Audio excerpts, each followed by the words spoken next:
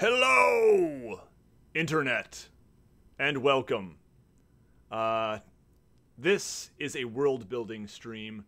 We're going to be just talking about world-building, as well as talking about A Dead Man's Guide to Dragongrin. And with me here, I have Tim from Absolute Tabletop and Tabletop Terrors. Tim, how you doing?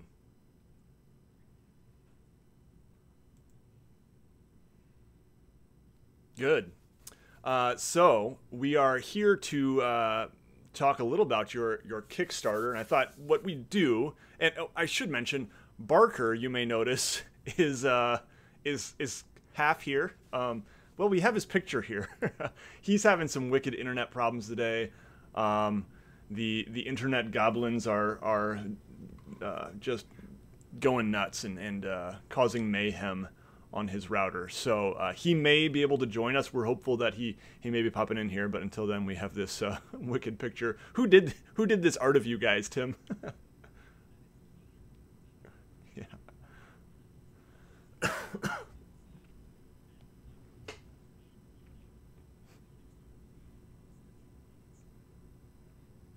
Okay. All four of them are up there. Darn it, no one's been able to hear you. I was so sure. I double checked and I just fixed it now. So go ahead and say something. Hey, is that better? Okay, so I think we'll wait for people to chime in saying that works. Sure. But I had adjusted the slider and I'm like trying to get yours and mine just even, and then I in OBS, and then I just noticed that little mute button was hit. And I'm like, dang it. It's okay. So that's what I wanted to share, that secret that I can never share again, and I'm glad you let me do it on your channel. Yeah, absolutely. Now for the experts in lip reading to do their work. That would be amazing. Yeah, a bad lip reading. So Dan Dingman was the name of the artist, right? It was Dan Dingman, and if you're interested in seeing, he did one of all four of us, and so if you go to the Kickstarter page in the description, you can actually go and see mine, James's, and Matt Click's, and they're all amazing. Dan does incredible work. Yeah, that's super cool.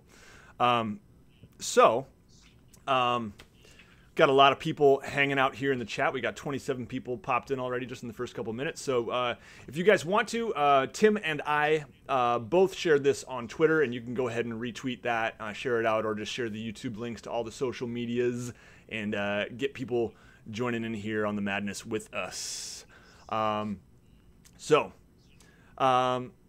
Let's see.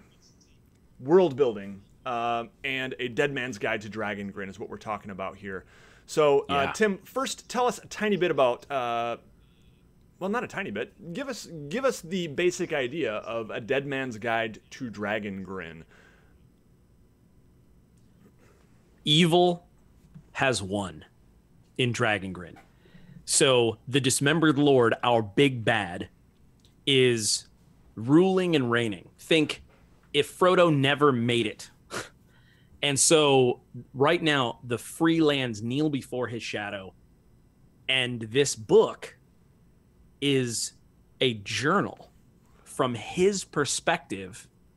And so that is like the lore side of it. The actual usable side at your table, it is a campaign setting guide, but it is also a world building toolkit. So it's basically everything you would need to either run games in Dragongrin or world build your own Dragongrin or any other world that uses those pieces. Yeah, that's awesome. And so this is your Kickstarter, your second Kickstarter project, correct?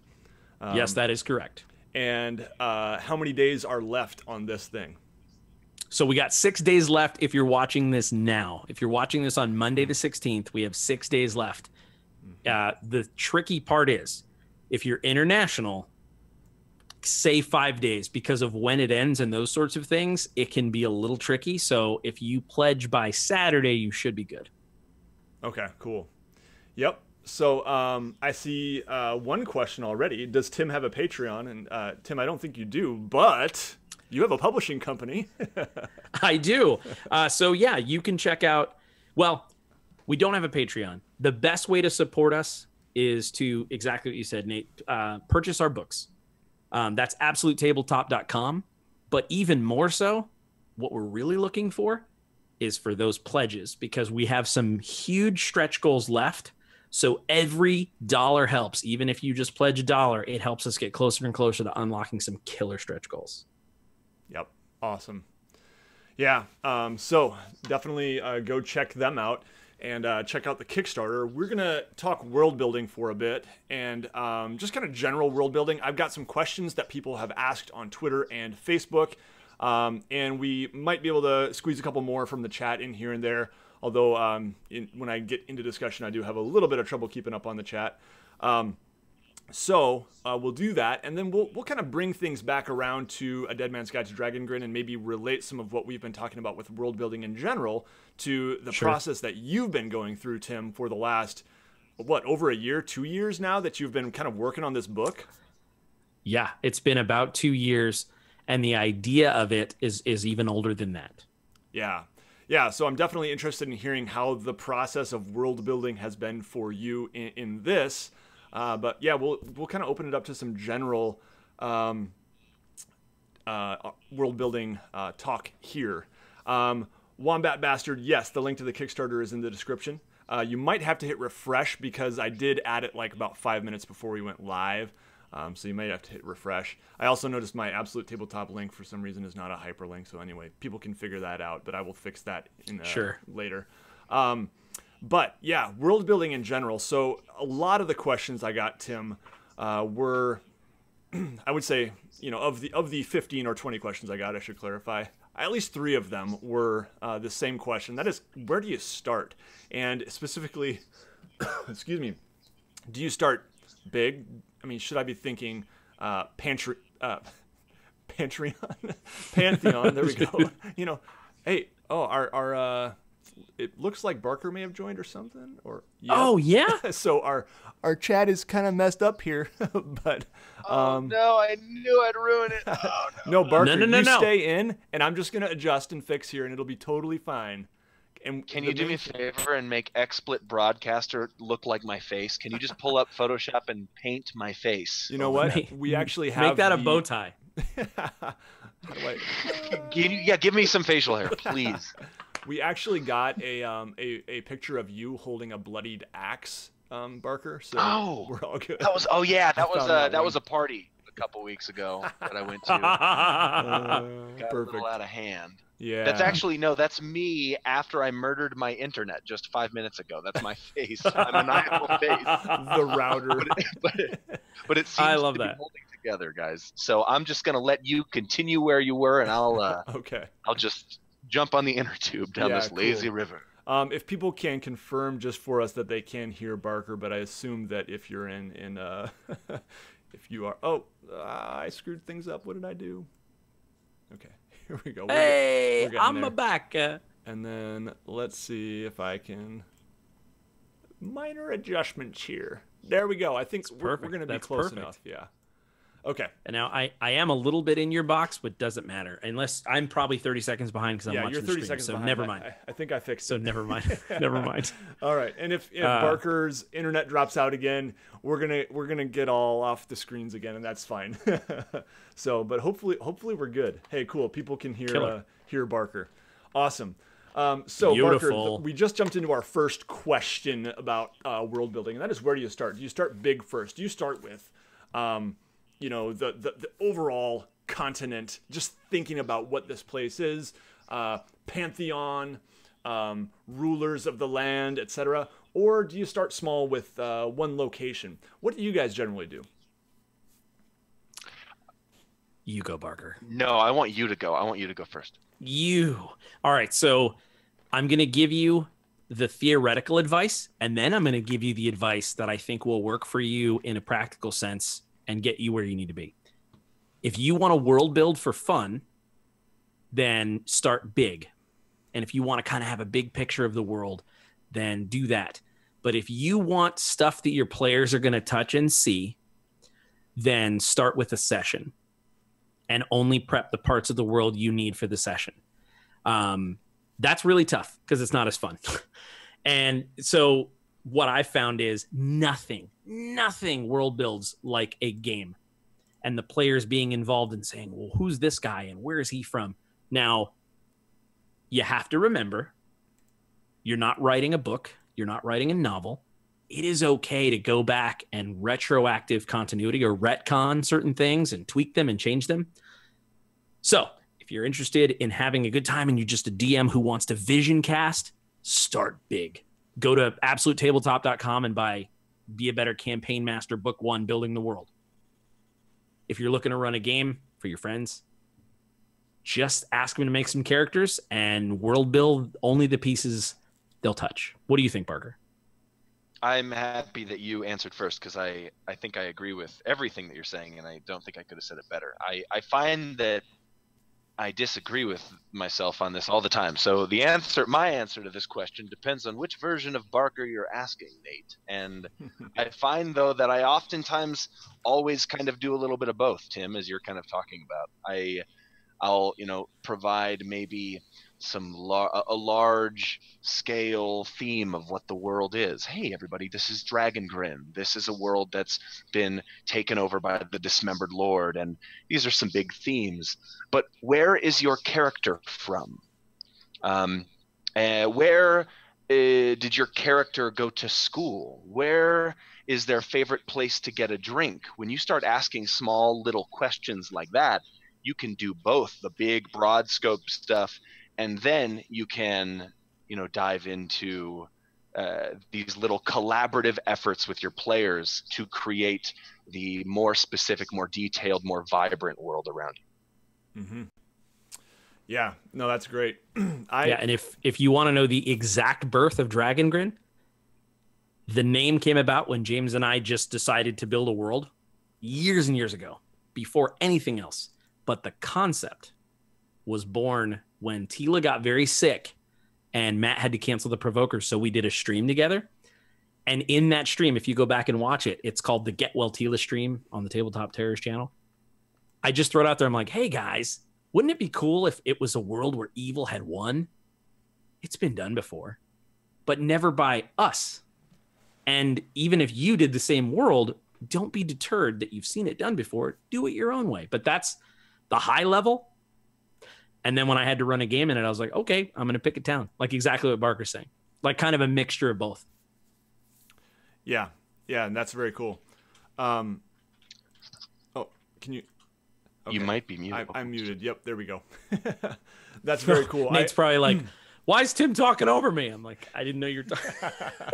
I did wonder. No. So anyway, I totally agree with you guys. I think I have, to a fault, started small and run into trouble with that.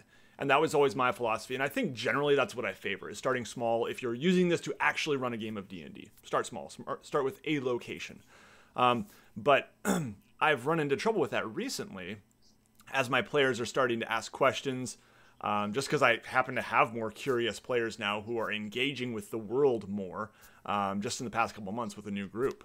And I also think that what you guys did with your My 30-Day World challenge, where you were encouraging people to just, you had these questions. People can go check this out on absolutetabletop.com. Is it your blog, guys, or where can they find that? Yes, yeah, they'll definitely be able to find that on our blog and the news site. Also, all over the Absolute Tabletop official group on Facebook, definitely. Yeah, so go check it out, My 30-Day World, because for me it was really challenging when I had to think of an elevator pitch for my world. It's no longer like, I've got some good elevator pitches for this city. This city is cool. I'm really proud of this place or this settlement or this region.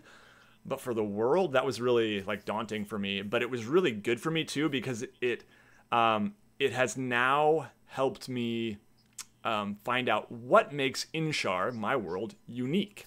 What sets it apart from just generic fantasy, which it still is fairly generic fantasy. I'm a big Tolkien fan. I'm a big fan of some of the Forgotten Realms novels I grew up reading. So it's not earth shattering, but it really was helpful to kind of take that long view and like, oh, okay, like what is this place? So, another question I have for you guys, and this kind of maybe gets at that a little bit. This is from Gavin. I think it was on Facebook. How do you find the balance between classic and the classic fantasy tropes and being fresh and original. And for you guys, where do you feel your worlds that you've created, maybe Dragongrin and Kea for Barker, where do you feel it fits into that? Is it fairly classic tropey? Like, I feel like mine probably is more than you guys, but I'm curious what you guys think about how you fit that into yours. Is there stuff that you identify as, this is kind of a trope? I always find that I say, well, it's all about taking the trope and giving it a new spin and making it original, but I can never think of a very good example in the moment of that. And so I like to think that, yeah, we do a really good job of taking things that are exciting and that strike a certain chord inside our hearts that we've maybe heard before while watching Boromir die at the base of a tree, or while seeing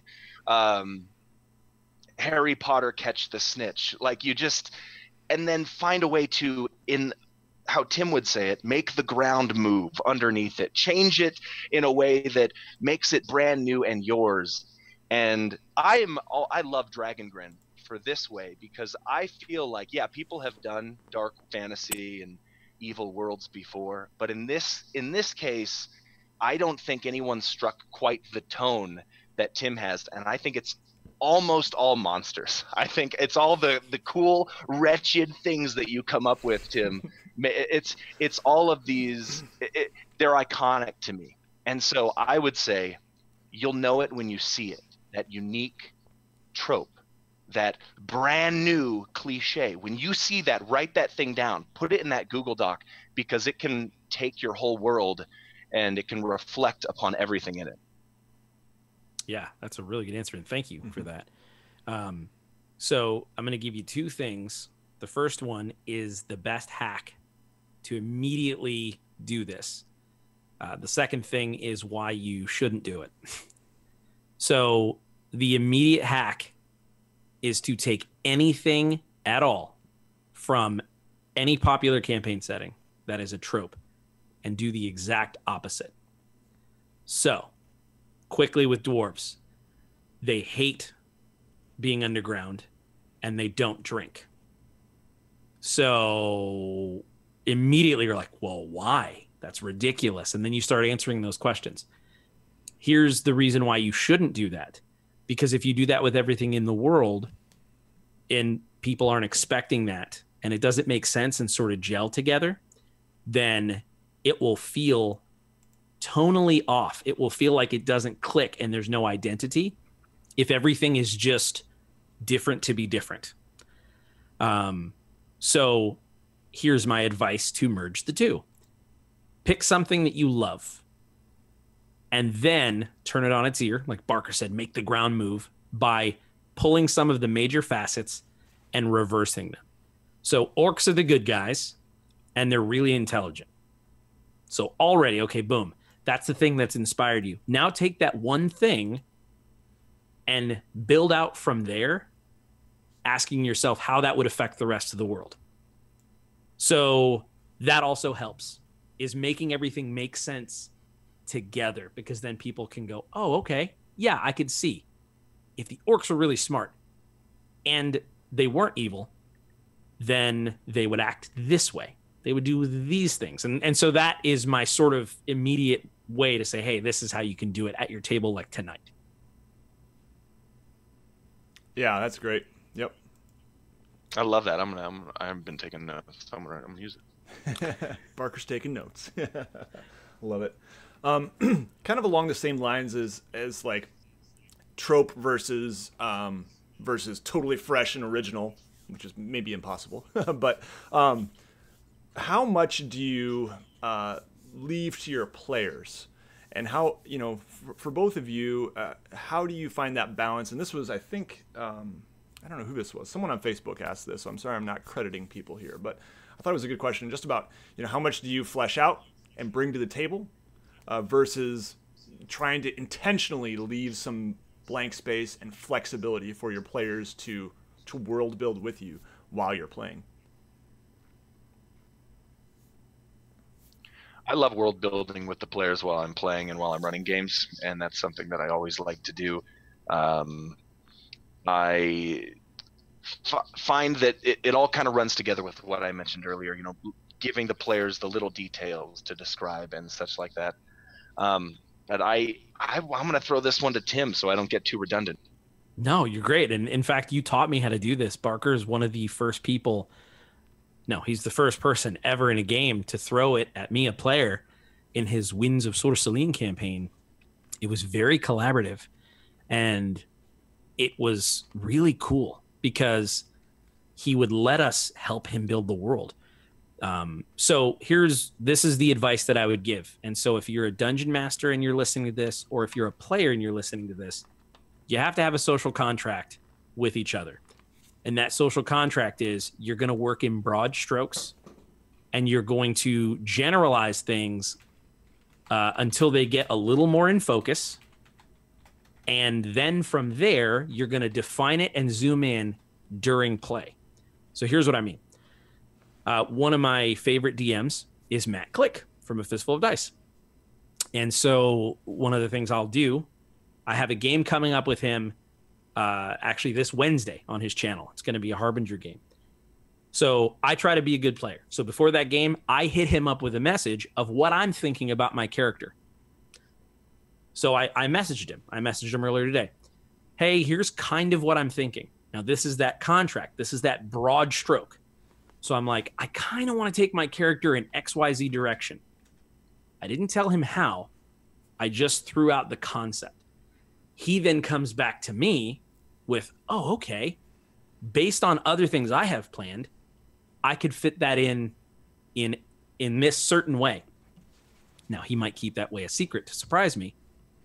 But that's the general idea, and we've kind of focused it in a little. So now we're both on the level. And then, if the opportunity arises in the game, he'll be aware and I'll be aware, and we'll sort of role play that out. And that's where it gets really focused and defined, is at the table. By doing it that way, you're not taking all the fun out of role-playing situations by deciding a bunch of things in a chat, but you're also not keeping it so up to guesswork that neither one of you are happy. So that's kind of my suggestion, is generalizations, broad strokes, and then focus it in at the table. I like that idea a lot. And I think that the one thing I'll add is, what the heck is the worst that can happen? Like, right. What is the worst that can happen? What happens if the player says, or the GM says, what do you see in the chest, player? Oh, I see 10 Vorpal swords. Okay, that's a bad thing. You didn't expect it. What's the worst that can happen, though? Which arms dealers did this upset, that these people have now opened their chest? What happens if your players decide, now our characters are going to build an army with these Vorpal swords and we're going to defend this village forever? What if the whole thing's a dream sequence? You can make so many different decisions that change the course of the game, even beyond that decision, that there really is no downside. Just do it. And that's such good advice. And that's why it comes down to that social contract, because I would only do that with players that I know and trust for that reason. Yeah. And even if, like, look, if they did throw that out there, exactly what you're saying, Barker, what if they're fake? Who's making replica Vorpal swords? Or they're real, and guess what? Classic trope. Let's talk about that trope again. They're cursed. And when you start using them, they thirst for blood. Like, things like that. Oh my God! And they each have different curses, and so you get to, like, there are 10 Vorpal swords, and you get one curse for each, and they're all unique and different. I'm telling you, right? Yes, boom, it's all good. Right. And don't be afraid of retconning. Retroactive continuity is your friend, as long as everybody is on the level and you don't reverse anything that was meaningful, to a player or to you. Next session, I am totally okay with going, hey guys, it would actually be cooler if it was Vorpal axes, because the intelligent orcs have some sort of zealots who are trying to go back to the old ways, and they're distributing these Vorpal axes. So I want to change them to axes. It's totally okay to do that if everybody's cool with it. Because like I said, you're not writing a movie or a book. You're just trying to have some fun and tell a story together. Absolutely. Yep. Yeah, that's great. Yep. Yeah, there's definitely that, knowing your players and knowing what they can handle in terms of world building. But yeah, I mean, I think that what's the worst that could happen? I've never heard that argument before. But the worst that can happen is something a DM can still work with, and Yep. and sometimes it might be a conversation where it's like, okay, so that's not gonna work. Sure. Lightsabers. So yeah. Right, exactly. And that's okay too to say, you know what? Let's actually put a pin in that. Let me think about it. I didn't prepare for this, and talk it through, or just say, you know what? Let's take a 5-minute break and let me think about how to handle that. That's totally okay too. Everybody go get a Mountain Dew, Yep. Yep. I love it. So Hans Rogers asks, coming up with monsters, what was your process like for that in a Dead Man's Guide to Dragongrin? How are you creating these, as Barker kind of praised these terrible creatures, you sick man? Yeah. I wish I had a better answer other than when I'm thinking about the world, I'm like, oh, there's got to be a guy that does this. Like we were talking about making things make sense. And so I feel like a few of the monsters just grew out of what would be a cool version of this. So I'll give you an example. We have this monster called a War Maker. And that was just an answer to, well, what's a cool elite guard for a Dark Lord? And I was like, well, you can make it a big sort of creature, and that would be cool, but how do you turn that on its ear? And that's so in my mind, I was like, there needs to be a big sort of construct that is hulking and imposing. And so I thought of the slot it needed to fill first, and then I filled in the slot with something and tweaked it until the puzzle piece fit. And so in a really specific example of that, there are these creatures that serve the Dismembered Lord. They were originally called Harbingers. Yeah. Okay. But the way that it sort of worked out, the name didn't quite fit. It wasn't perfect. And for other reasons, like we have another game called Harbinger that is coming out. And so it was like, it's better suited for that. So I had to come up with a different name. So I didn't really know anything other than, okay, I need these beasts. So sometimes coming up with the name dictates what they should be. I just thought, it would be a really cool name. A Doomsayer. And so I threw that. I love this so much. Right? And so, and Barker. Right. And so when you and Matt and James, we all started having a conversation about this. And the name is what dictated its powers. Yeah, like what does it mean to say doom or speak doom? It figuratively, literally, and so there are ideas of like obviously this amazing power this monster has to just scream the flesh off your bones. And then also it's like, no. When these tear through villages, the people flee. You have refugees en masse fleeing the countryside, and they're all speaking the doom that was their village as these creatures came and tore it apart. And so it grew, all of a sudden it grew into a lot of different ideas, and then it becomes too difficult. Then it's like Tim, pull out the chainsaw and prune this thing back. And yeah, so the inspiration sparks from anything for sure. Right. And so that's one way, is to come up with a cool name and then go backward. Another thing is to come up with, okay, hey, I need something that lives in a swamp that's gonna just kill the players. And you start just thinking of swamp monsters. And so it's about progress over perfection and just kind of going from there. But yeah, man, I love that Doomsayer story. Yeah. Oh, also, sorry, watch Planet Earth. Watch TV shows that show you like weird fungal infestations of insects and just crazy stuff like that, because that horrifying stuff is very, very inspirational for realistic, kind of messed up monsters. Absolutely. Yep, I love that. I was watching Planet Earth just a couple weeks ago, and yeah, there was definitely some inspiration there on some of these, like, deep underwater and just crazy things. Well, I want to take just a short pause in the world building discussion. For those who are just joining us, we are talking with Tim and Barker from Absolute Tabletop. We're talking about world building, but we're also talking a little about their Kickstarter, which is live for 6 more days at time of streaming here. A Dead Man's Guide to Dragongrin. There is a link to that in the video description. Tim and Barker, I should also mention, you can check out their YouTube channels. Be a Better Game Master for Barker and Tabletop Terrors for Tim and his brother James. So definitely go check out their YouTube channels as well if you like some of the things you're hearing here. I wanted to transition a little bit into A Dead Man's Guide to Dragongrin. And, Ben asked on Facebook, and I thought this was a really good question. How does your world building... Actually, let me pull up the exact question here, so because he will have said it better than I am. When building a world specifically for publication, how much merit do you place on trying to find a market niche, an uncommon tone and feel, and how much do you just do what inspires you? What do you say, Barks?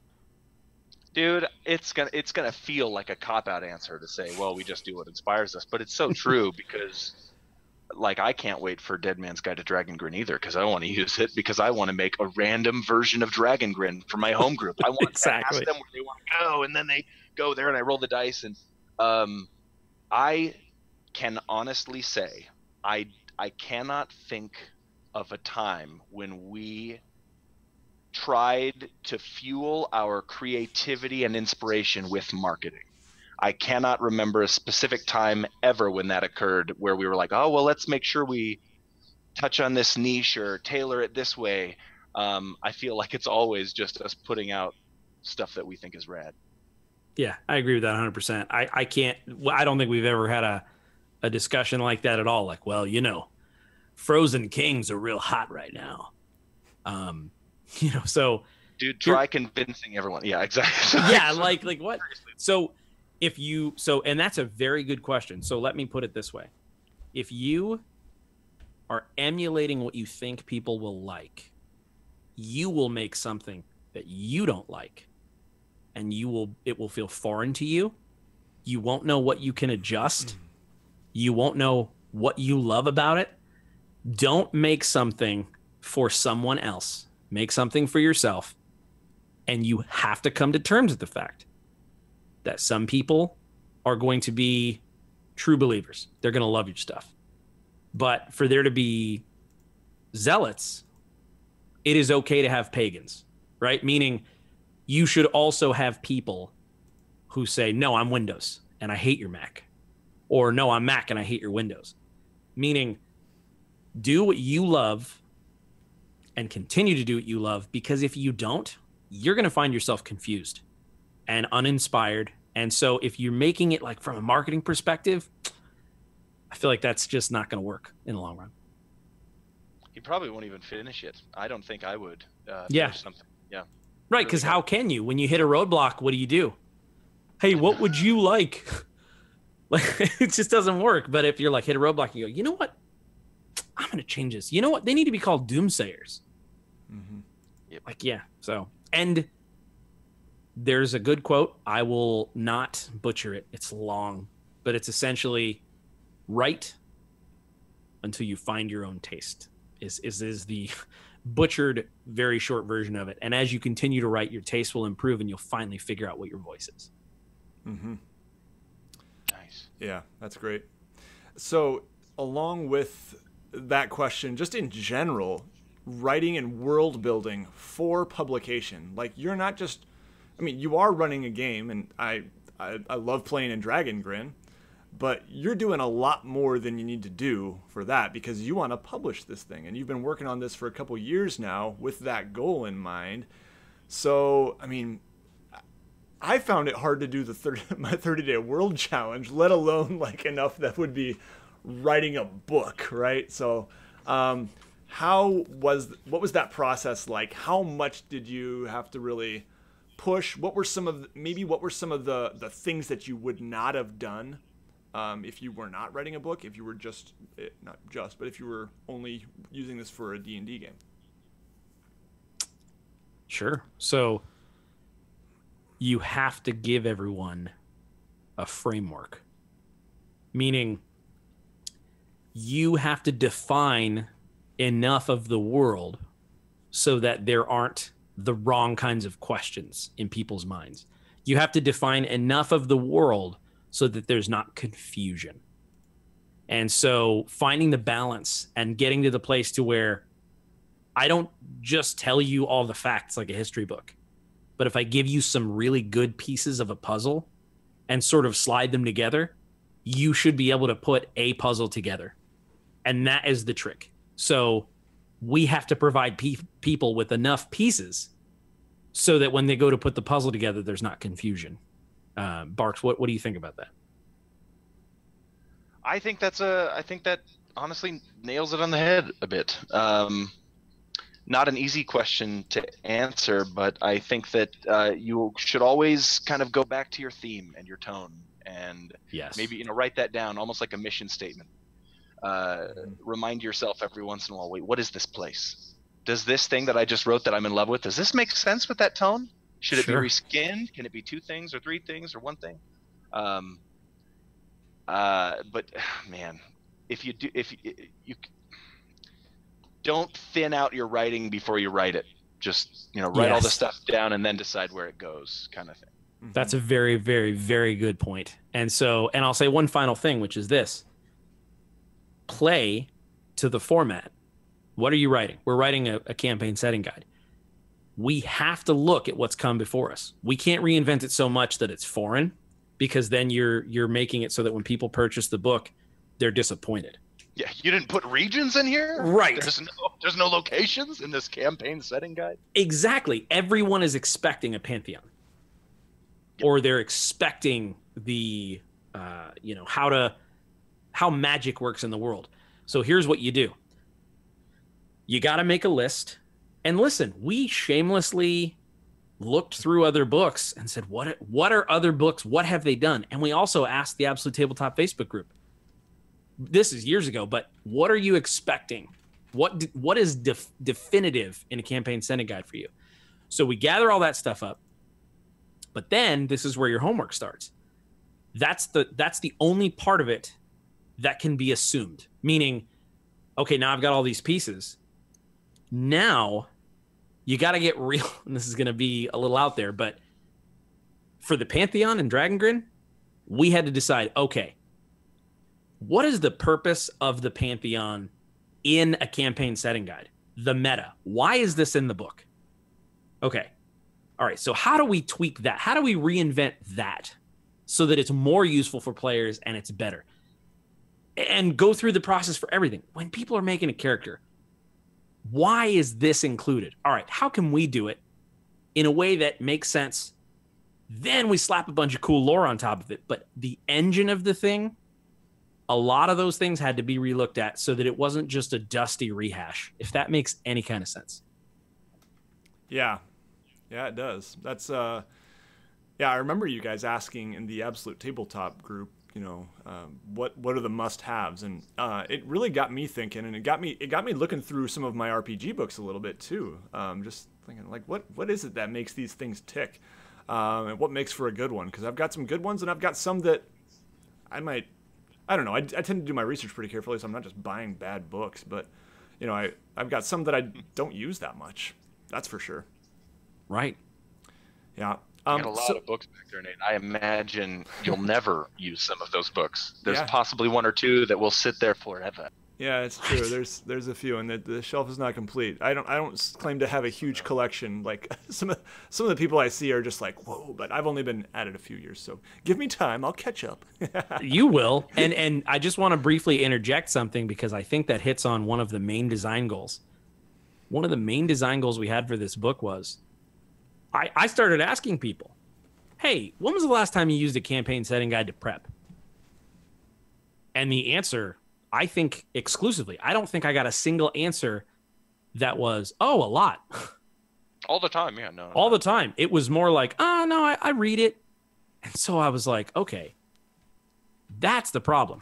So how do we make a tool that still fits all those core things we talked about, but is designed to be used for prep? And so attacking it from a design perspective and saying, yeah, we want this book to be in everybody's backpack. We also wrote it for two sides of the screen. So it's very useful for players and dungeon masters. So we're trying to change that paradigm. We want people to say, yeah, I use this book to prep all the time, which right now, I guess people don't use campaign setting guides to do, which is so mind-blowing to me. But yeah, we'll see. Yeah. That's one of the things, everyone wants regions in your campaign setting guide.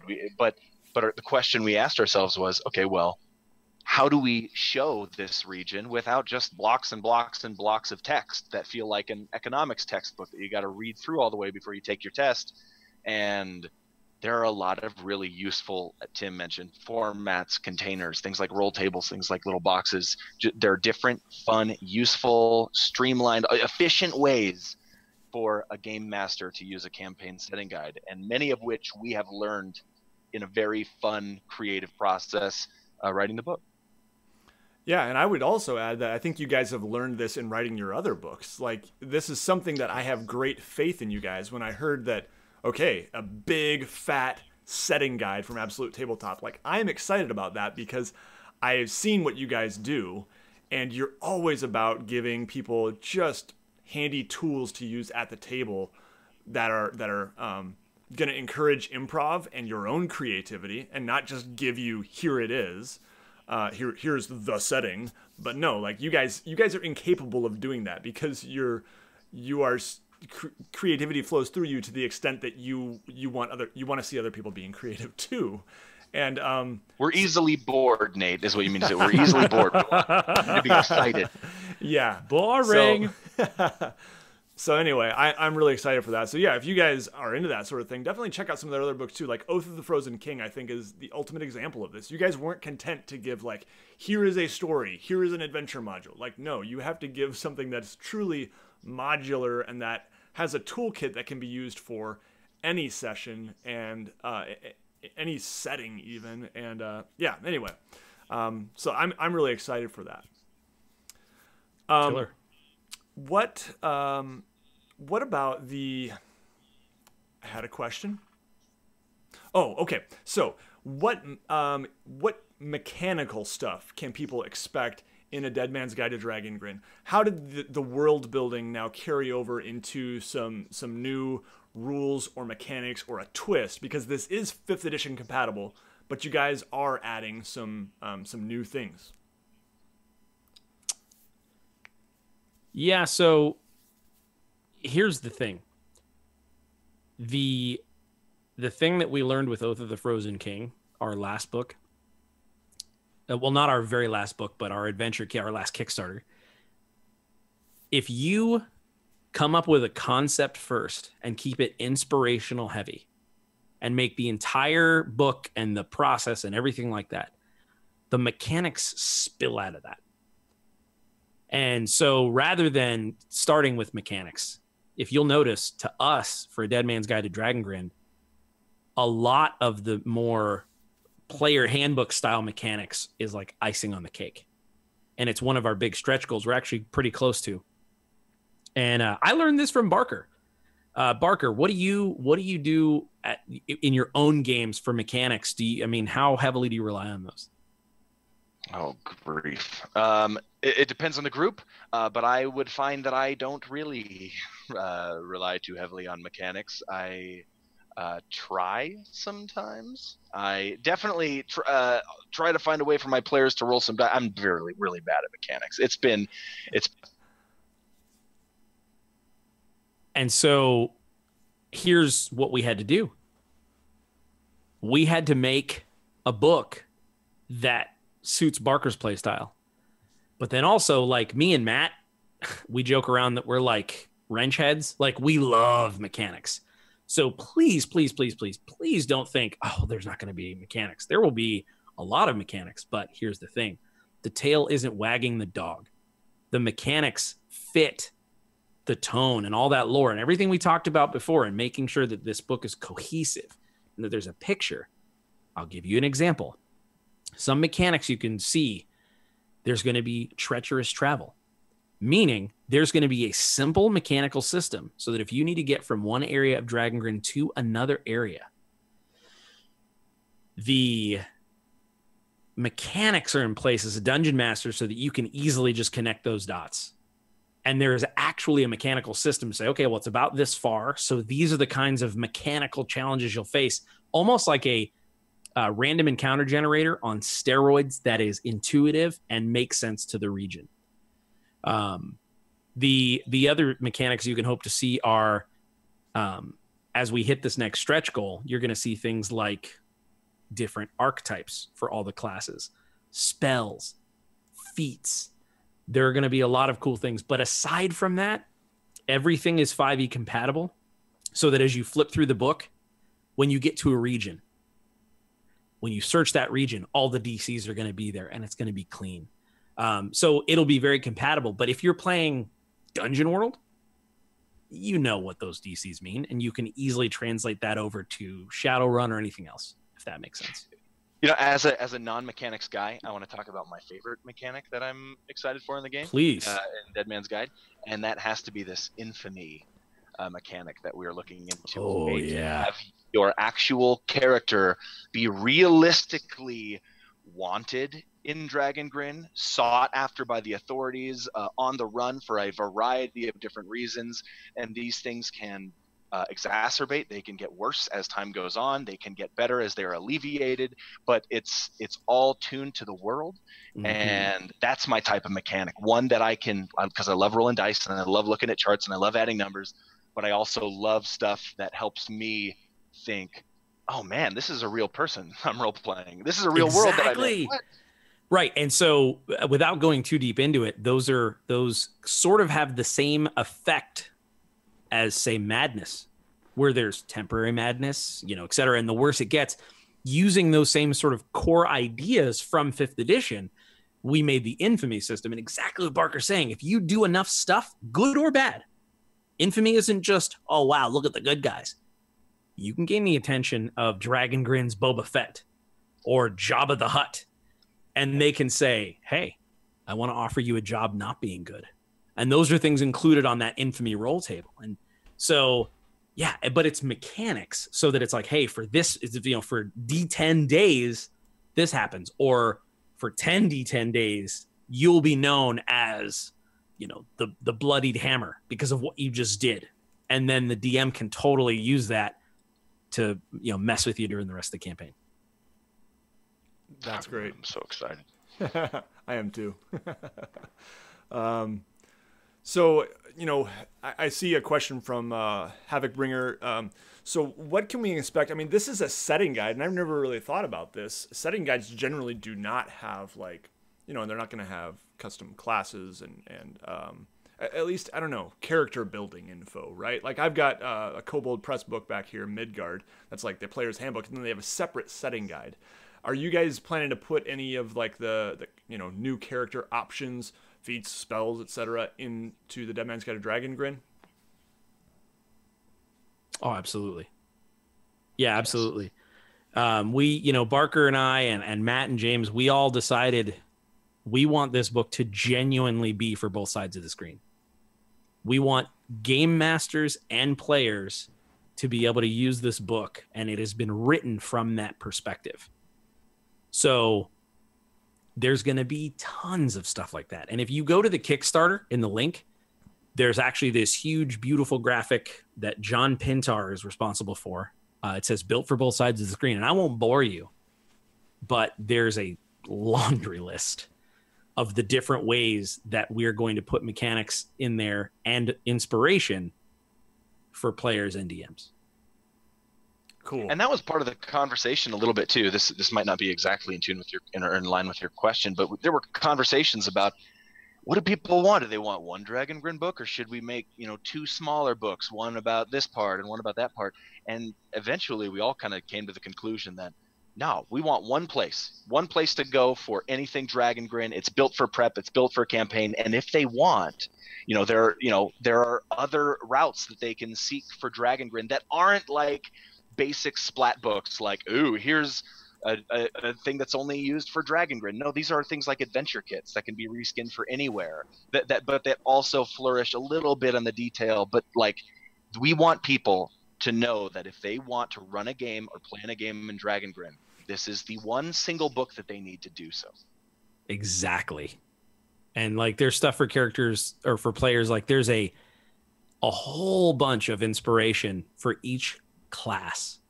So not just, hey, here's an archetype you can play, which is exciting, but also, what does a bard look like in a realm where evil has won? And giving you these different ways that you could have started.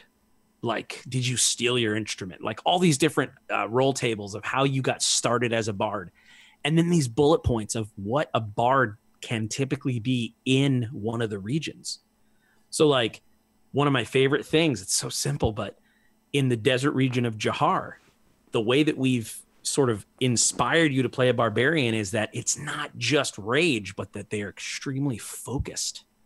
Now you can take that or leave that, but it's still giving you all these cool options so that you can say, oh, okay, so if I'm going to play a barbarian from Jahar, I'm going to role play that as focus. And there's tons of stuff like that. Yeah, that's great. Yeah, I feel like I had that somewhere back there. I think they were including like, you know, class info and race info and stuff like that. But, you know, I was just thinking about it. And it's like, yeah, most of my books are not that one-stop shop. And I would love to have that one-stop shop that, like, this is everything Dragongrin and for DMs and players. Because, hey, having one book instead of 2 or 3 is great. Exactly.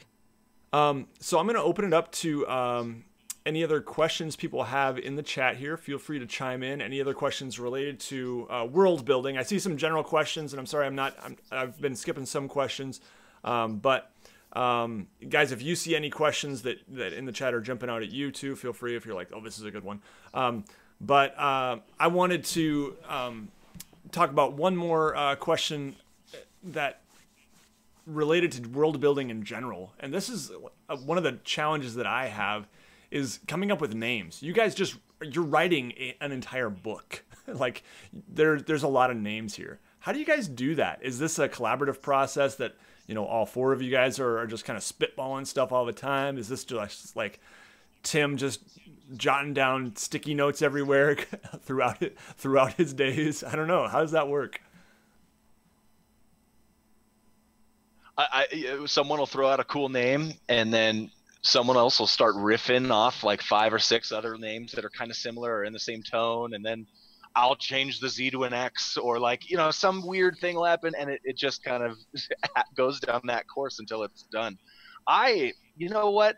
I feel like I have kind of a weird knack for coming up with names on the fly, but it's when I have to do it for a themed world that I'm like, oh wait, hold on, Tim, help. Like, sure. What does Dragon sound like, you know? But I think that's important. It is important. Yeah, absolutely. Yeah, it's all 4 of us. It is all 4 of us, and we've been thinking about Dragongrin for years, right? So I've been jotting down names, and in fact, this reminds me of a question that will tie into this that I saw way up top, which was B Flummy says, how do I organize my Google Drive folder for my homebrew world? Yeah. And so let me just say this. Don't. Because you don't have enough for folders yet. You start one doc and you fill that doc until it's big and fat like a tick. You don't need to get lost in because here's why. This is what you'll do. You'll spend a whole night organizing your folder and figuring all that out. And then, you know, you'll go back a week later and you won't know where anything is.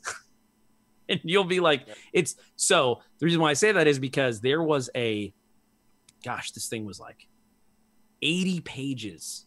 It was a Google Doc. It was like 80 pages in like a 10-point font of all the notes of Dragongrin over the last 2.5 years. And there was an entire section that was just names. And as something would hit me, I would go in there and I would drop that name in there, or I would email it to myself and add it to the doc. So it is a matter of collecting cool ones. So you've got that sort of a nice foundation. But I would say at least half the time it's, hey guys, I need a cool city that is basically in the mountains, and it's sort of running rampant with undead. What do you think? And I'll just throw it to these guys, and they're brilliant, and then they'll start throwing stuff at me, and then one of them will hit. Like Barker said, he'll just go, blah, and I'll go, oh, yep, that's it. And then 2 weeks later, we might go, you know what? Let's change this word to this. Boom. But yeah, that's how I would say do it. You got to always have your name dar on. You always got to be looking for those cool names and drop them into a doc, because that is not as easy to just be like, I'm inspired. What do I want to do? You'll start looking at stuff around the room, and it's it's a hard life, man. You're like, it's the lamp city of Cup. And you're like, that's really hard to do. So, yeah. P-tier Griffin. Yeah, no, that's such a good idea, Tim. I love the one doc idea, and especially when you start building your folders and organizing the drive, still keep that one doc there. Oh yeah. Sometimes you're gonna have to dump an idea someplace, and you don't know quite where it's gonna go yet. But if I asked you, hey, take this doc and fill it with stuff about your world.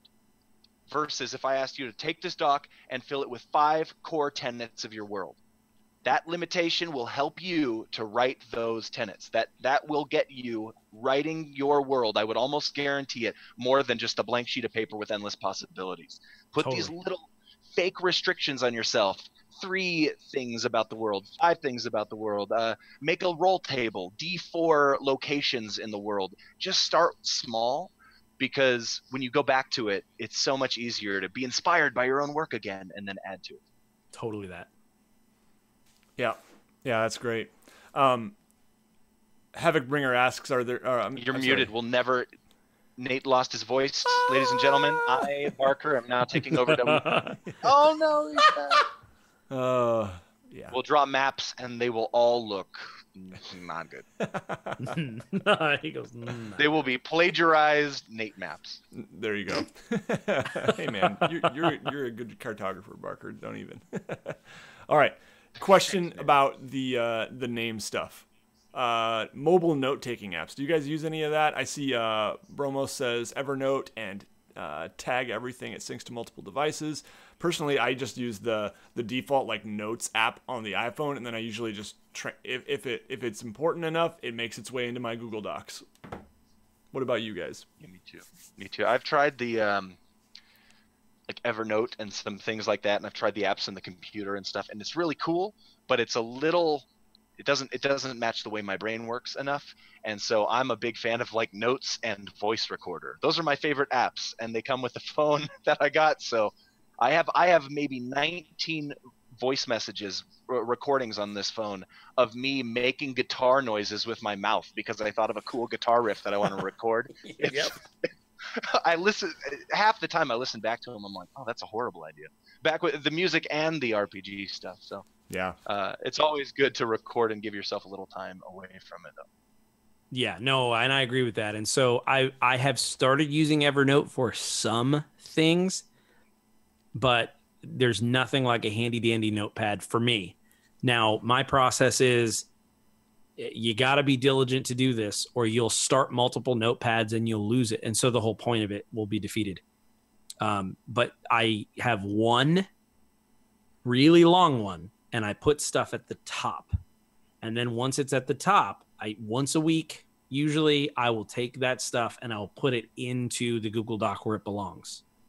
That's how I do it, because I would rather Control F as my friend and Google Drive being able to search it for random terms, which I will stuff also. So like if I have some names, I'll make sure that when I put it in the doc or when I put it on my notepad, it says name, names, city name, cool name. Like I keyword stuff it on purpose so that when I'm looking for it in my Google Drive later, I can find it. In our chat too, in our running tabletop chat, there's a lot of like, webcomic. This is a good idea. Webcomic, cool name, hashtag, that kind of stuff. That's great. Yeah, the voice recorder, I've done that a little bit too, and I like that. I don't use it very often, but it is handy. See, for me, this is my problem, and this is my fault. I never transcribe it, and then I can't do that thing I just told you. I can't Control F a voice message. even if I name it the right thing. So I'm always like, oh God, what was that? And then I find myself like going through 87 messages and I'm lost. Listening to a bunch of versions of me making guitar noises. I know there was a cool name in here somewhere. Message 38 of 90. I will also give a quick shout out to Matt Click for showing me the wonders of hyperlinking Google Docs with like the linkable table of contents where you can click on like, you know, NPCs and it will take you to the NPCs section of that same document. And I've started doing that for my players. He started doing that with provokers, and it was it's super helpful, and I just love it. My main issue is trying to get stuff on, like, if I have multiple campaigns, I have like 3 campaign folders, and I have like little bits of I just knocked my headphone. I have little bits of world building in each of those campaigns, and it's like, man, I really got to just like bring it. Like, here's the world stuff. But it is tricky. Stay organized. I would recommend, and obviously you probably got it handled, but I would do one folder called campaigns and then a doc for each one. Yeah. That's nice. That's probably smart. Yep. And then it's named and you just go in there when it's, you know, whatever setting, boom, it's all right in there. Yeah, no, that's a great one. Yep. Cool. Well, lots of good discussion here, guys. Thank you for joining. And those of you who are in the chat, thanks for asking questions. Those of you who asked on Twitter or Facebook earlier today also. People should definitely check out A Dead Man's Guide to Dragongrin. There is a link in the video description for that. 6 more days on Kickstarter. It's doing really well. I would love for some of you guys to go back it for selfish reasons, because I want to get more of those stretch goals in my already nice big fat hardcover. Do you guys have anything else you want to say about the Kickstarter, about the book that we haven't already covered? Thanks to everyone who's backed. It's difficult to keep your feet on the ground when you have a Kickstarter that's so successfully funded, and we still have 6 days left. And just thanks to everyone who's helped us out. And I said this on another kind of stream before, but if you don't know us, if you're unsure, go check out Oath of the Frozen King, and then look me in the eyes and tell me that we can't make this awesome thing that we're saying we can make, because that is a proof of concept for this bigger, greater piece. And so thanks for everyone for pledging, and thank you for those of you watching WASD 20 right now who are heading over to pledge right now. And thank you to Nate, and also thank you to Tim, and I'd like to thank the Academy and also the orchestra and the conductor for so bravely cutting people off during their speeches. So bravely. I'd like to thank the guy who invented thank you. He coined the phrase. And if you are, I see Victor in the chat says he's not getting paid till next week. And if you are someone who is watching this after the fact too, after this 6 days is up, just know that this will be absolutely available on absolutetabletop.com after you know it's all finished and everything. What is the timeline, guys? Do you have a goal in mind? I don't want to pin you down here, but yeah, you mean for creating the book? Yeah. Okay, yeah. So well, real quick, I want to say too though, the price will go up when it is available for pre-order. And that's just because to make these hardcover books at such a high quality, we have to get a certain number. And once that order is in and we're placing it, the next wave of books is going to be more expensive. And that's just the way it works out. So we don't know exactly what the price is, but it's not going to be the $55 as of right now. So you can still pre-order it after the fact, but the price tag is going to go up just a little bit. And it might even just be just a little bit. Just know that if you pledge on the Kickstarter, you will save money. Exactly. And that's what I wanted to point out. And I know some people can't. Like you said, if you don't get paid, you don't get paid. And that, dude, we've all been there. So, yeah. But wanted to throw that out there. And then I'm going to answer the next question. But I also want to make sure to answer my if there was one thing that we didn't talk about question as well. Yes. But Barker has always pointed out we delivered Oath of the Frozen King early, or like a little more on time than we even anticipated, and we anticipate doing the same thing with this book. We are promising April 2019, so a year, but we anticipate getting it finished before then. And so I just wanted to point that out. And we also have something pretty cool. Barker, why don't you tell them about the production diary? I was just about to say that, because like once you're in, like, it's not even okay.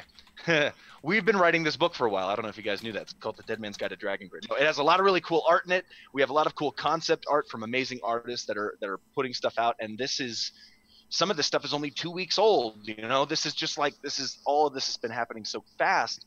But just to prove to everybody that not only are we working on this book, but we're also putting stuff into it and putting more art into it, we will have an online production diary that all backers and all pre-orders can check out while it's going on, so that you can see what's the process, the writing process. You can see mechanics before they're released in the book. You can see the things like the archetypes that Tim mentioned. You can see that infamy mechanic. You can see that treacherous travel once that's completely done. We have monsters, stat blocks, art. You can see the dismembered lord art once this is up. It's all our way of giving you the book before we're able to give you the book, that sort of thing. We want you to be in on this process as well. Right, because how many Kickstarters have you backed where it's awesome and the book's fantastic, but by the time it shows up a year and a half later, you're like, oh man, you're just not as inspired, or you kind of forget what's in there, and so it slides right on the shelf and you don't really use it. Oh, man, I backed some magnetic measuring cups like 4 years ago. This is not a joke, and I don't even measure stuff anymore. I'm like, dude, I don't need those. I don't use them. Oh. They went right in the kitchen drawer at the end. Yeah, I'm just gonna put them in the kitchen drawer.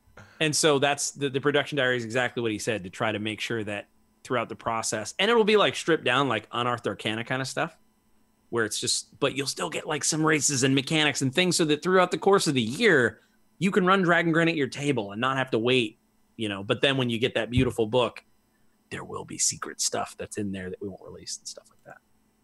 That's cool. I'm super excited. Oh man. Well, yeah, thank you guys for a great conversation. Hero of Time asks, is there anywhere I can go to ask you guys some questions about D&D in general? Absolutely, go to the Facebook group for Absolute Tabletop. I am a member there, and find it just to be a really positive place for RPG discussion. So definitely check that out. Otherwise, you know, you can absolutely message me or any of these guys on Facebook or Twitter. We always love talking RPGs with people. Absolutely. And I will give one more plug for one thing I've got going, and that is the Dungeon Masters Roundtable, which is starting next Monday. My first guests are Jim from WebDM, and Dave the Nerdarchist from Nerdarchy, and Sydney from Encounter Roleplay. So that's something that's coming up, and our first topic is going to be the new DM, like advice for the new DM, running your first session. So I definitely recommend people check that out next Monday. It'll be the same time as this stream, and Tim and Barker, I'm gonna wrangle you guys into one of these DM roundtables sometime soon as well. So anytime, definitely. Dude. Yeah, anytime, dude. And cool. The final thing that I would say is that every time we finish one of these awesome conversations, there's always 3 or 5 things, and I'm like, oh, I wish I would have said this or mentioned this. So if there was one thing I wanted everybody to take away from this whole project, is there's plenty in the book that you will be pleasantly surprised by, that if we went through everything and talked through it, it would just take way too long. So check out the Kickstarter page and just understand that we are going to deliver a book that we would use, and we don't say that lightly. Yep. Yeah, very cool. All right. Well, thanks again, guys. Everyone have a good night, and you'll see us again very soon. Bye-bye. Bye. Bye.